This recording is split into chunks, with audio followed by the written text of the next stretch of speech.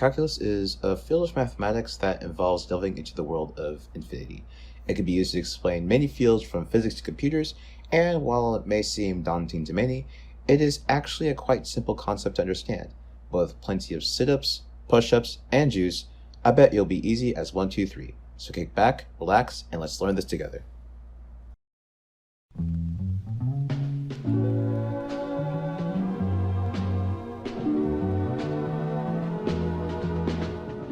The limit is the most basic concept of calculus, and it basically states that a number is approaching something. Think of it as a runner getting closer and closer to a finish line.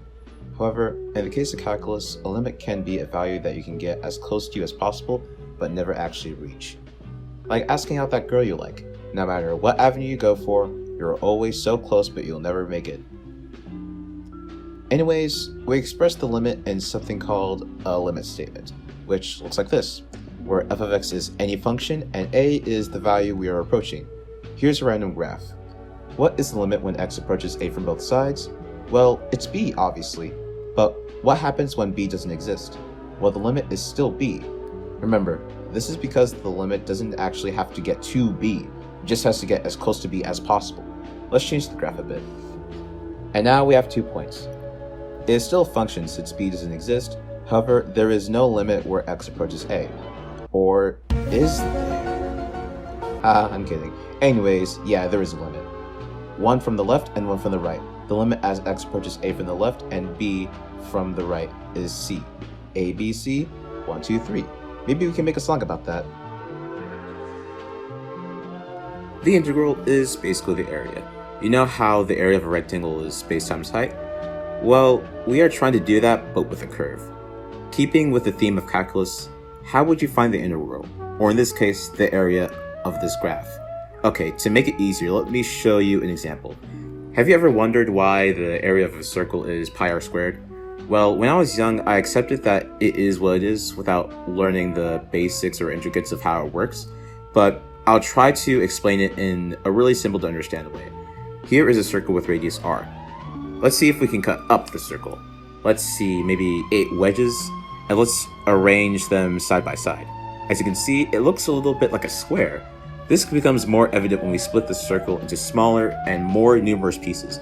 But theoretically, if we can split it into an infinite amount of pieces and line them up, we see the height as the radius, and the width as half of the circumference.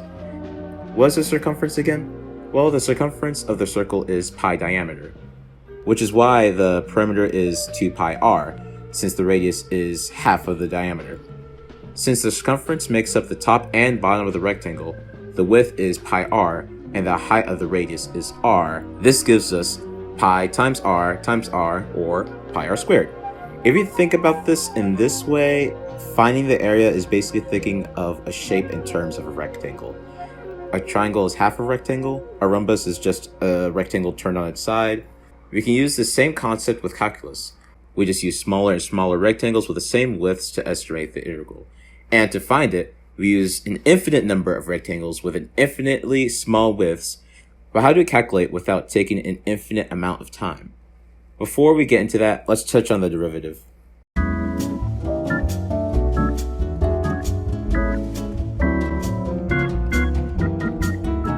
The derivative is a little bit more complicated of a concept than an integral, but let me give a bare bones explanation. Think of it this way. Imagine Sonic running on a racetrack. Obviously, his speed is changing since you can't move at one constant speed. Now, imagine that we take a picture for when he reaches about here. Basically, what the derivative is telling us is how fast he's moving in this picture. Basically, his speed in that instant of time. Which is weird to wrap your head around. How can you find the speed at an instant? It's always talked about in calculus, but we never imagine it or really look into it more. Like the circle example, I just accepted it. But accept no more, we need an explanation. Here is the simple function x squared. To make this simple to understand, let's make the y-axis speed and x-axis time. In math class, we are taught that the slope of a line is rise over run. That is, the change of the y value divided by the change of the x value. However, in the context of middle school math, it's always used with straight lines or linear functions, like 2x over 3, you get the gist of it. But in the case of x squared, the slope changes throughout the graph, meaning the rate of change is changing. But back to the instantaneous rate of change. Notice how I use speed instead of distance. This is because speed is already a rate, the change of distance over time, and the speed is changing. So when time is 2, the speed at that instance is 4. If 3, then 9, so on. So yeah, in this case, we can see that there is an instantaneous speed. But what about the instantaneous change of speed? First, let's try to use the same concept of rise over roar. We don't have fixed values, so let's just represent it as a variable. The change of speed will be delta speed, or ds, while the change in time will be delta time, or dt. To find the instantaneous rate of change of the rate, we need to find some way to make the triangle infinitely small. Now think, what process can help us with this? If you said integration, no, you're wrong. We use the limit. Here, let's draw a line from 4 to 9. The x-coordinates are 2 and 3 respectively. We are trying to find the derivative, or the rate of change of the rate at x equals 2. So let's set up what we're doing. We have f of 3 minus f of 2 over 3 minus 2. This gives us the average rate of change between those two values. But to find the derivative at time 2, we have to go to that instant. So we need to find the rate of change as the second value gets closer and closer to 4. For this, we use some dummy variables. There's always going to be this distance between the value we are trying to find and the value directly after it. For this, we'll just use h. The top of the new equation would be f of 2 plus h minus f of 2 over 2 plus h minus 2. The 2's on the top cancel out, and we get this. Now we use the limit. To find the derivative at 2, we need h to decrease, so much so that the difference between 2 plus h and 2 is basically 0. Make the limit as it approaches 0. With the power of the limit, we define the derivative, the instantaneous rate of change. We can use the same method to find the derivative of the entire function by just replacing the 2 with an x.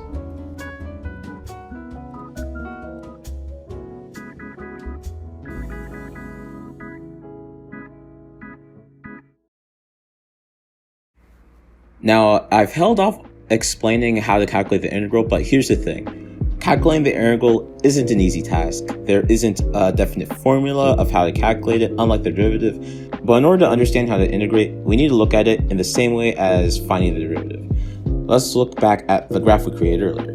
Let's keep the y-axis as speed, and make the x-axis screams, so the screams per minute. As we saw earlier, to find the integral, we need to take the area of an infinite amount of segments with the same widths and heights. What we're trying to figure out is what units we get out of this. For example, when we find the area of a square, we don't just multiply the numbers. We say centimeters squared. So what do we get when we multiply screams per minute by screams? Well, we just get screams. This is the opposite of how the derivative is calculated.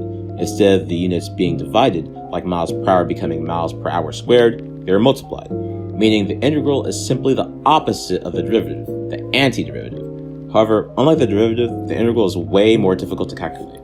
But to represent the integral algebraically, just think about what thing would you take the derivative of, which will give you the original answer. Because the derivative of the integral is your original graph. However, there's a catch. We don't know exactly what the integral of the graph looks like, we just know how it behaves. In mathematics, when we integrate a function, we usually add a plus c at the end. This is because when we find the derivative of a constant, for example, it's always 0.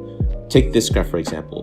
The rate of change is non-existent, so there is no derivative. This makes it difficult to get the exact value of an integral because we don't know where it is vertically speaking. But even without knowing the c value, we basically have the integral of the function. But to keep this video brief, I'll have to sadly end there. Mostly, I made this video to give a summary of the fundamentals of calculus, but I guess I got a little bit carried away there. Calculus is a beautiful piece of the mathematical pie, and many people don't do it enough justice, especially in the classroom. But hopefully you guys learned something today, and maybe even a little more. Remember, like and sub, and see you next time. When are we going to upload the video? When I have the time. When else? It seems like it's going to take you months again like last time. Oh, shut up, computer. How long do you think it will take to write a 10-minute video? 10 minutes. Oh, shut up. However, I can show you another way to integrate a function. Hey, Billy, Yes, sir. I need you for a demonstration. Yes, sir. A demonstration of what, sir? Ah!